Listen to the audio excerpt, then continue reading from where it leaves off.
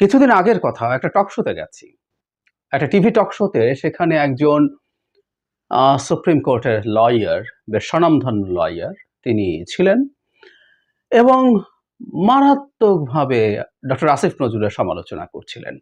মানে বাংলাদেশে যত সংকট সমালোচনা হচ্ছে সব ডক্টর আসিফ নজরুল। নন্দ ঘোষ বলি না, যত দোষ নন্দ ঘোষ। জনাব আসিফ নজরুলকে নন্দ ঘোষে পরিণত করা হয়েছে, করার চেষ্টা অ্যাটলিস্ট হচ্ছে দীর্ঘদিন থেকে। ইনফ্যাক্ট শেখ হাসিনার পতন এবং পলায়নের পর থেকে এই চেষ্টা ক্রমাগত চলছে। যাই ঘটুক না কেন, যেমন কিছুই হোক না কেন, সরকার কেন এমন হলো, অমন হলো না, কেন এটা করা হলো, কেন ওটা করা হলো না, কেন এ উপদেশটা হলো, কেন সে উপদেশটা হলো না, মানে যে কোনো রকম প্রশ্ন যদি আসে তার উত্তর কি?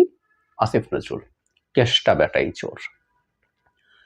এটা বাড়তে বাড়তে এমন একটা পর্যায়ে গেল যে এটা আর এখন কোনো সীমা কোনো দিকে রাখছে না। আমি আমার ওই টক শোতে সেই লয়ারকে জিজ্ঞেস করেছিলাম অন রেকর্ড যে কিসের ভিত্তিতে তিনি আসলে এই কথাগুলো বলছেন, কিসের ভিত্তিতে বলছেন। এবং ঘটনাচক্রে সেদিনই একটা অনুষ্ঠানে জনাব আসিফ নজরুলের সাথে আমি ছিলাম এবং সেখানে তিনি অনেকগুলো আলোচনার সমালোচনার তাকে নিয়ে প্রপাগ্যান্ডার জবাব দিয়েছিলেন। তো আমি সেখানে তাকে সেগুলো উপস্থাপন করেছিলাম। কিন্তু যেটা হয়, আমরা তো আসলে বুঝতে চাই না, বোঝার জন্য এটা করছি না। এই জিনিসটা যে কেউ ভুল বুঝে করছেন তা না। মানে আমরা দুটো টার্ম নিশ্চয়ই খেয়াল করি, জানি। একটা হচ্ছে মিসইনফরমেশন।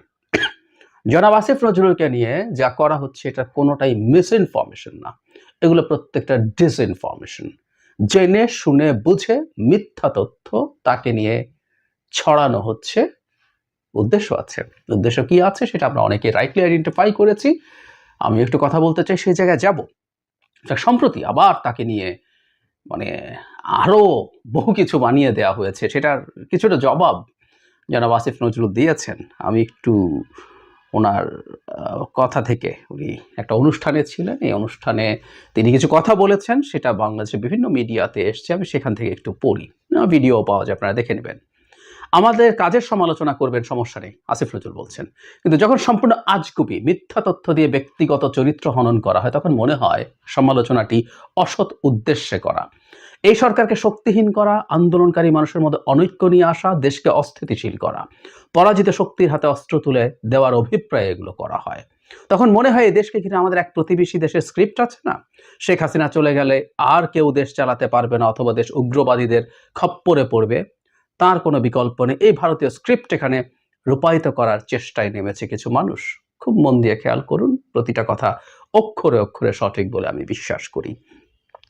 গঠনমূলক পরামর্শ দেওয়ার আহ্বান জানিয়ে আসিফ নজরুল বলেন, যদি নিজেরা ঝগড়াঝাটি করে নিজেরা নিজেদের কুৎসা রটাই, চরিত্র হনন করি, মিথ্যা তথ্য দেই, তাহলে ছাত্র জনতার আত্মবলিদানের প্রতি অশ্রদ্ধা জানানো হয়। তিনি নিজের বিরুদ্ধে অপপ্রচার নিয়ে উনি বলছেন যে অভিযোগ নেই, কিন্তু যাতে সত্য বলা হয় সেই প্রসঙ্গে বলছেন। এছাড়া বিভিন্ন পর্যায়ে মানুষের অবদানের কথা তিনি বলছেন। বলার পর ইনফ্যাক্ট সম্প্রতি তাকে নিয়ে যখন কথাবার্তা হয়েছে তখন তিনি বলছেন 5 আগস্টের আগে তথ্য উপদেষ্টা নাহিদ, মানে নাহিদ সম্পর্কে আসিফ তারা ফেসবুকে কোন পত্রিকার রিপোর্টকে সবচেয়ে বেশি কোট করতেন, আপনারা খুলে দেখেন কোন পত্রিকা। এখন যদি ওই পত্রিকার বিরুদ্ধে উঠে পড়ে লাগে আমি কি জুলাই আগস্ট গণঅভ্যুত্থানের ভূমিকা দেখব না, গত 15 বছরের ভূমিকা দেখব না? অবশ্যই আমার প্রতিবাদের ভাষা থাকবে, অবশ্যই প্রতিবাদ করব। কোনো পত্রিকার কোনো কিছু পছন্দ না হলে বলবো, বলিষ্ঠভাবেই বলবো, কিন্তু তাকে তো আমি জুলাই গণঅভ্যুত্থানের শত্রু বানাতে পারি না। চ্যালেঞ্জ করলাম, খুলে দেখেন ওই আন্দোলনে যারা বড় বড় নেতা ছিলেন কোন পত্রিকার লেখা বেশি কোট করেছেন। প্রথম আলো, ডেইলি স্টারের কথা বলা হচ্ছে, বিশেষ করে প্রথম আলোর কথা এখানে বলা হচ্ছে। সাম্প্রতিক সময়ে প্রথম আলোকে নিয়ে কি হয়েছে দেখেছেন, আমি আমার অভিজ্ঞতাও নিশ্চয়ই শেয়ার করব। এরপর তাকে আরও নানান কথাবার্তা বলা হয়েছে। এর মধ্যে একটা খুব গুরুত্বপূর্ণ বিষয় ছিল, সেটা হচ্ছে তিনি 3 থেকে 5 তারিখ, এটা খুবই ইন্টারেস্টিং, নাকি সেনানিবাসে বসে তিনি ভারতের মানে রয়ের এজেন্ট এবং বাংলাদেশের ভারতীয় দালালদের সাথে বসে তিনি নাকি মানে ষড়যন্ত্র করার চেষ্টা করেছেন, কিভাবে বাংলাদেশকে আবার শেখ হাসিনা চলে গেলেও কিভাবে ভারতের হাতেই কার্যত রেখে দেওয়া যায়, এই ধরনের উনি ওনার বক্তব্যে এটা বলেছেন। এবং উনি এখানে 3 তারিখ কী করেছেন, 4 তারিখ কী করেছেন আমি একটু আপনাদেরকে জানাই। উনি 3 তারিখ ওখানে মাহবুব মোর্শেদ ছিলেন, তিনি সহ শহীদ মিনারে প্রোগ্রাম করেছেন। এরপর তিনি ঢাকা ইউনিভার্সিটির একজন প্রফেসরের বাসায় গেছেন। সেই বাসা কোথায়, কত নম্বর বাসা, কোথায় বাসা, সব কিছু বলছেন। 4 তারিখ তিনি ক্লিয়ারলি বলেছেন, জানিয়েছেন উনি একটা বহু বিদেশে থাকা বহু মানুষের সাথে তিনি মানে থেকেছেন একটা ওয়েবিনারে। সেই ওয়েবিনারে অনেক কথাবার্তা হয়েছে, উনি বাঁচার আকুতি জানিয়েছেন। এই সব কিছু খুব ক্লিয়ারলি বলেছেন তিনি। এবং আমাদের অত্যন্ত প্রিয় মানুষ জনাব ফাহাম আব্দুস সালাম এটা নিয়ে কথা বলেছেন ডক্টর আসিফ নজরুলকে এই ধরনের ভিলেইন বানানোর চেষ্টা নিয়ে। 4 তারিখ নিয়ে ফাহাম ভাই যেটা বলছেন আমি একটু পড়ি।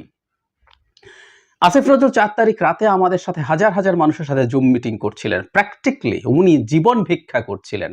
এখন শুনি উনি নাকি ওই রাতেই ইন্ডিয়ানদের সাথে গোপনে প্ল্যান করছিলেন। আর সব যদি ইন্ডিয়ানদের প্ল্যানেই হয় তাহলে জুলাই বিপ্লবকে বিপ্লব বলেন কিভাবে? তার মানে আমরা বুঝতেই পারছি ফাহাম ভাই এটাকেও খুব স্ট্রংলি এন্ডোর্স করছেন। এই ইউনিটটার কথা আমরা সবাই জানি, অনেকেই জানি। সো এটাও বলা হলো এবং শেষ পর্যন্ত তাকে আসলে বলতেই হয়েছে। এখন প্রশ্ন হচ্ছে ডক্টর আসিফ নজরুল কেন নন্দ ঘোষে পরিণত হলেন, এবং এখানে সরকারের যথেষ্ট কার্যকর ভূমিকা দেখছি বলে আমি মনে করি না। ডক্টর আসিফ নজরুলের যদি এত প্রবলেম হয়, এত খারাপ তিনি হয়ে থাকেন, তাহলে আসলে তাকে সরকার থেকে বের করে দেওয়া উচিত, তাকে বরখাস্ত করা দরকার, আমিও মনে করি। আর যদি সেটা না হয়ে থাকে, আমরা সরকারের দিক থেকে এবং বিশেষ করে আমাদের এই গণঅভ্যুত্থানের সবচেয়ে গুরুত্বপূর্ণ ভূমিকা পালন করা আমাদের ছাত্র সমাজের যারা প্রতিনিধি আছেন, আমাদের সমন্বয়ক এবং 3 জন, 2 জন সরাসরি সমন্বয়ক এবং ছাত্রদের সাথে সংশ্লিষ্ট আরেকজন উপদেষ্টা আছেন, আমরা কি তাদের জায়গা থেকে এই প্রতিবাদ দেখছি না। আমরা অন্য সমন্বয়কদের দিক থেকে এই প্রতিবাদ দেখছি না। আসিফ নজরুল সাহেবের সমালোচনা হতেই পারে, মানে পৃথিবীতে কোনো মানুষ ভুল ত্রুটির ঊর্ধ্বে না। তিনি ইভেন উপদেষ্টা হিসেবেও দেখলাম নিজের একটা ইভ্যালুয়েশন করতে গিয়ে উনি নিজেকে 10-এ 4 দিয়েছেন। মানে 4, আমরা 33-এ পাস আগের সিস্টেমে ধরলে কোন রকমে পাস করেছেন সেটা বলা যায়, 50%ও দেননি তাকে। তিনি নিজে স্বীকার করছেন তার ব্যর্থতার জায়গা আছে। এমনকি যে সময়টা বাংলাদেশের সরকার গঠিত হচ্ছে, যে সময়টা তিনি বা তাকে সেনাবাহিনী প্রধান ডেকে নিয়েছিলেন, সেখানেও এই প্রসিডিউরাল কোনো না কোনো সমস্যা কি আছে কিনা সেটা দেখা যেতে পারে। কিন্তু ডক্টর আসিফ নজরুল ভারতের দালাল, মানে জাস্ট চিন্তা করি আমরা। মানে আমি যে বলছি যে আসলে আমরা তো যারা দীর্ঘদিন শেখ হাসিনা রেজিমের বিরুদ্ধে বিভিন্ন ফর্মে লড়াই করেছি, তাদের কাছে আসিফ নজরুল অতি পরিচিত মানুষ। বছরের পর বছর কনসিস্টেন্টলি কিভাবে আওয়ামী লীগের বিরুদ্ধে তিনি লড়াই করেছেন তার ইন্টেলেকচুয়াল এবিলিটি দিয়ে, এগুলো আমাদের সবার দেখা আছে, সবার জানা আছে। আর শেষে এসে তো রাজপথে ছিলেন, জীবনের ঝুঁকি নিয়েছেন ফর শিওর। ওই সময়গুলোতে উনি থাকলেন, উনি রাস্তায় থেকেছেন, উনি জীবনের ঝুঁকি নিয়েছেন এবং উনি জীবনের ঝুঁকি নিয়েছেন উনি ভারতের দালাল। এবং এটা নাটক বলতে পারেন কেউ, যে উনি ভারতের হয়ে এই নাটকটা করেছেন, তার জীবনের ঝুঁকি ছিল না। ইনফ্যাক্ট আমাদের এখন এই সমস্যাটা হয়েছে, আমি আমার প্রথম আলোকে নিয়ে করা ভিডিওতে বলেছিলাম, এই যে এখনও আমাকে আবার আপনারা ট্যাগ করবেন, আমি প্রথম আলোর স্ক্রিনশট কেন ব্যবহার করি সেটা নিয়েও প্রবলেম। আমি প্রথম আলোর স্ক্রিনশট শেয়ার করা, প্রথম আলোর অধিকারের পক্ষে কথা বলা, ওর সমালোচনা করেও অধিকারের পক্ষে কথা বলা যায়, সেটা বলেও আমি ভারতের দালাল হয়ে গেছি, ফ্যাসিস্ট শেখ হাসিনার দালাল হয়ে গেছি। It's funny, it's very funny to say that. আমার মানে ভারত নিয়ে যখন কথা বলা হয়, আমি আগেও বলেছি যে আমার ভারত নিয়ে আমার যে ভিডিওগুলো আছে সেগুলোর মন্তব্যে দেখে আসুন ভারতীয়রা আমাকে নিয়ে কি বলছে। ঠিক একই কথা আছে নজরুলের ক্ষেত্রে প্রযোজ্য। বহু ক্ষেত্রে বহু জায়গায় অত্যন্ত শক্ত অ্যান্টি ইন্ডিয়ান স্ট্যান্স উনি নিয়েছেন। অ্যান্টি ইন্ডিয়ান বলতে আমরা এভাবে বলতে পারি, আমরা প্রায় বলছি আমরা ভারত রাষ্ট্র বা জনগণের বিরুদ্ধে নই, আমরা ভারতের ক্ষমতাসীন সরকার তাদের পলিসির বিরুদ্ধে কথা বলি, সেটা বলেছেন। এবং উনিও ভারতের কাছে বরং পাকিস্তানপন্থী লোক হিসেবেই বেশি পরিচিত। কিন্তু আমরা এই ট্যাগগুলো করছি, কিন্তু এই ট্যাগিংটা ভয়ঙ্কর ব্যাপার, এই ট্যাগিংটা ভয়ঙ্কর ব্যাপার। এবং এটাই একটা ফ্যাসিস্ট চিন্তা।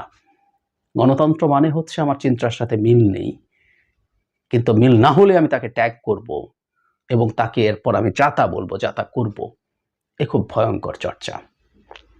শুরুর দিকে বলছিলাম আসিফ নজরুল কেন টার্গেটে পরিণত হচ্ছেন। রাইটলি আমরা অনেকেই এটা দেখেছি যে তিনি খুব গুরুত্বপূর্ণ একজন সেন্ট্রিস্ট ফোর্স। এই সরকারে বিভিন্ন রকম ফোর্স, বিভিন্ন রকম মিক্সচার আছে। একটা সেন্ট্রিস্ট ফোর্স মানে একটা সেন্ট্রিস্ট মানসিকতার মানুষ এই সরকারে আছেন, তাকে সরিয়ে দিতে পারলে অনেকের অনেক রকম এজেন্ডা ফুলফিল করা যেতে পারে। এটা রাইটলি অনেকে আইডেন্টিফাই করেছেন, উইচ আই ডু এন্ডোর্স। আমি এই যুক্তিটাকে সঠিক, একেবারেই সঠিক বলে মনে করি। সেই বিবেচনাতেই আমাদের মনে হবে ডক্টর আসিফ নজরুলকে এই উপদেষ্টা পরিষদে থাকতে হবে এবং তার জায়গা থেকে আমরা অন্তত যারা সেন্ট্রিস্ট মানসিকতার মানুষ আছি তাকে সমর্থন করা উচিত হবে। সেই সমর্থনটা হচ্ছে, কিন্তু সরকারের দিক থেকে এবং আমাদের ছাত্রদের দিক থেকে আমি তার প্রতি যথেষ্ট সমর্থন দেখি না। তারা যদি মনে করেন, তারা যদি ট্রুলি বিশ্বাস করেন ডক্টর আসিফ নজরুল ভারতের দালাল, 3 থেকে 5 তারিখ পর্যন্ত উনি যাবতীয় ফিরিস্তি আছে, উনি চক্রান্ত করেছেন, উনি কাকে কি মিথ্যাইয়া সাজিয়ে নিয়ে গেছেন, নানান রকম অভিযোগ তার বিরুদ্ধে আছে, যদি সত্য হয়ে থাকে, তারা যদি ফিল করেন, তাহলে আসিফ নজরুলকে এখনই উপদেষ্টা পরিষদ থেকে বরখাস্ত তাদের করতে হবে। আর যদি না হয়, এই সংকটময় সময় এই মানুষটার পাশে তাদের প্রকাশ্যে দাঁড়াতে হবে। বিশেষ করে সরকারে থাকা ছাত্র উপদেষ্টা যারা আছেন, তারা তার সমর্থনে মাঠে আসা খুবই জরুরি বলে আমি মনে করি। আর একটা কথা আমরা সবসময় মনে রাখবো, শেখ হাসিনা পতনের পর আমাদের কতগুলো র্যাডিক্যাল চিন্তা, কতগুলো এক্সট্রিমিস্ট চিন্তা মাঠে ছড়িয়ে দেওয়ার চেষ্টা হয়েছিল বিপ্লবের নামে। সেজন্য প্রথম থেকেই এই বিপ্লব শব্দটাকে কন্টেস্ট করেছি, অনেকেই করেছেন, এর মধ্যে আমি কনসিস্টেন্টলি করে গেছি। সেই চেষ্টা বিফল হওয়ার পর এই এক্সট্রিম অ্যাটিটিউডগুলো আরও বাড়বে। আমরা যেন সামনে এই ব্যাপারগুলো নিয়ে সতর্ক থাকি।